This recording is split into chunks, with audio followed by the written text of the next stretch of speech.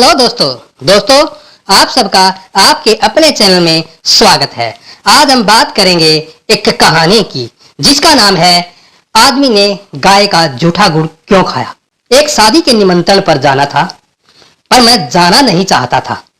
एक व्यस्त होने का बहाना और दूसरा गांव की शादी में शामिल होने से बचना, लेकिन घर परिवार का दबाव था सो जाना पड़ा। उस दिन शादी की सुबह में काम से बचने के लिए सैर करने के बहाने 2-3 किलोमीटर दूर जाकर मैं गांव को जाने वाली रोड पर बैठा हुआ था। हल्की हवा और सुबह का सुहाना मौसम ही अच्छा लग रहा था। पास के खेतों में कुछ गायें चारा खा रही थी कि तभी वहां एक लग्जरी गाड़ी आकर रुकी और उसमें से एक वृद्ध उतरे। अमीरी उसके लिबास और व्यक्तित्व दोनों को बयां कर रही थी। वे एक पॉलीथीन बैग लेकर मुझसे कुछ दूर पर ही एक सीमेंट के चबूतरे पर बैठ गए। पॉलीथीन चबूतरे पर उड़ेल दी, उसमें गुड़ भरा हुआ था। अब उन्होंने आओ आओ करके पास में खड़ी और बैठी गायों को बुलाया। सभी गायें पलक झपकते ही उन बुजुर्ग के इर्द गिर्द ठीक ऐसे आ गई जैसे कई महीनों बाद बच्चे अपने माँ बाप को घेर लेते हैं। कुछ गाय को गुड़ उठाकर खिला रहे थे तो कुछ स्वयं खा रही थी। वे बड़े प्रेम से उनके सिर पर गले पर हाथ फेर रहे थे। कुछ ही देर में गाय अधिकांश गुड़ खाकर चली गई। इसके बाद जो हुआ वो वाक्य है जिसमें मैं जिंदगी भर नहीं भूल सकता। हुआ यूं कि गायों के गुड़ खाने के बाद जो गुड़ बच गया था वो बुजुर्ग उन टुकड़ों को उठाकर खाने लगे। मैं उनकी इस क्रिया से अचंभित हुआ, पर उन्होंने बिना किसी परवाह के कई टुकड़े खाए और अपनी गाड़ी की ओर चल पड़े। मैं दौड़कर उनके नजदीक पहुंचा और बोला, सलमान जी, क्षमा चाहता हूं, पर अभी जो हुआ उससे मेरा दिमाग घूम गया है। क्या आप मेरी इस जिज्ञासा को शांत करेंगे कि आप इतने अमीर होकर भी गाय का झूठा गुड़ क्यों खाया? उनके चेहरे पर अब हल्की सी मुस्कान उभरी। उन्होंने कार का गेट वापस बंद किया और मेरे कंधे पर हाथ रख वापस सीमेंट के चबूतरे पर आ बैठे और बोले, ये जो तुम गुड़ के झूठे टुकड़े देख रहे हो ना बेटे, मुझे इनसे स्वादिष्ट आज तक कुछ नहीं लगता। जब भी मुझे वक्त मिलता है मैं अक्सर इसी जगह आकर अपनी आत्मा में इस गुड़ की मिठास घोलता हूँ। मैं अब भी नहीं समझा श्रीमान जी, आखिर ऐसा क्या है इस गुड़ में? वे बोले, ये बात आज से कोई 40 साल पहले की है। उस वक्त मैं 22 साल का था।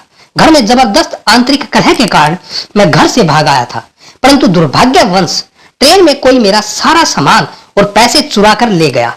इस अजनबी से छोटे शहर में मेरा कोई नहीं था। भीषण गर्मी में खाली जेब के 2 दिन भूखे रहकर इधर से उधर भटकता रहा और शाम को भूख मुझे निगलने को आतुर थी। तब इसी जगह ऐसी ही एक गाय को एक महानुभाव गुड़ डालकर चले गए।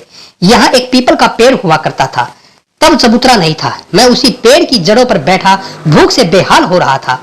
मैंने देखा कि गाय ने गुड़ छुआ तक नहीं और उठकर वहां से चली गई। मैं कुछ देर इनके कर्तव्य विमूढ़ सोचता रहा, फिर मैंने वो सारा गुड़ उठा लिया और खा लिया। मेरी मृतपाय आत्मा में प्राण से आ गए। मैं उसी पेड़ की जड़ों में रात भर पड़ा रहा और सुबह जब मेरी आंख खुली तो काफी रोशनी हो चुकी थी। मैं नित्य कर्मों से फारिग हो किसी काम की तलाश में फिर सारा दिन भटकता रहा, पर दुर्भाग्य मेरा पीछा नहीं छोड़ रहा था। एक और थकान भरे दिन ने मुझे वापस उसी जगह निराश, भूखा, खाली हाथ लौटा दिया। शाम ढल रही थी और आज में कुछ भी तो नहीं बदला था। वही पीपल, वही भूखा मैं और वही गाय। कुछ ही देर में वहां वही कल वाले सज्जन आए और कुछ गुड़ की डालियां गाय को डालकर चलते बने। गाय उठी और बिना गुड़ खाए चली गई। मुझे अजीब लगा, परंतु मैं बेबस था, सो आज फिर गुड़ खा लिया और वही सो गया।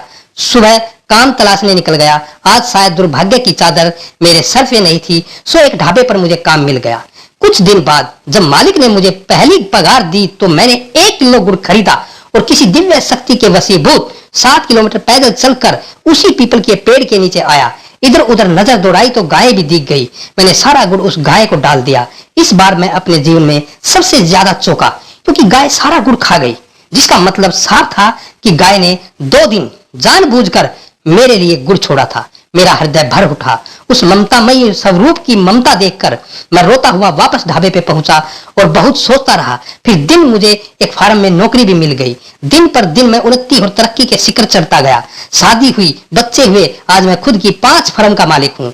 जीवन की इस लंबी यात्रा में मैंने कभी भी उस गाय माता को नहीं बुलाया। मैं अक्सर यहाँ आता हूँ और इन गायों को गुड़ डालकर इनका झूठा गुड़ खाता हूँ। मैं लाखों रुपए गौशालाओं में चंदा भी देता हूँ, परंतु मेरी मृग तृष्णा, मन की शांति यही आकर मिटती है बेटे। मैं देख रहा था वे बहुत भावुक हो चले थे। समझ गए अब तो तुम? मैंने सिर हाँ में हिलाया। वे चल पड़े। गाड़ी स्टार्ट हुई और निकल गई। मैं उठा, उन्हीं टुकड़ों में से एक टुकड़ा उठाया, मुंह में डाला, वापस शादी में शिरकत करने सच्चे मन से शामिल हुआ। सचमुच वो कोई साधारण गुड़ नहीं था, उसमें कोई दिव्य मिठास थी जो जीव के साथ आत्मा को भी मीठा कर गई। घर आकर गाय के बारे में जानने के लिए कुछ किताबें पढ़ने के बाद मैंने जाना कि गाय इस लोक की एक अमूल्य संपत्ति है, जिसकी रचना भगवान ने मनुष्यों के कल्याणार्थ आशीर्वाद रूप से की है। ऋग्वेद में गौ को अदिति कहा गया है। दीति नाम नाश का प्रतीक है और अदिति अविनाशी अमरत्व का नाम है। अतः गौ को अदिति देशवासी वेद ने अमरत्व का प्रतीक बतलाया है। दोस्तों, आज की ये कहानी गाय का झूठा गुड़ आपको कैसी लगी? अगर आपको ये अच्छी लगी है तो दोस्तों, आपके अपने इस चैनल को सब्सक्राइब करना, वीडियो को लाइक करना, शेयर करना और कमेंट करके जरूर बताना दोस्तों।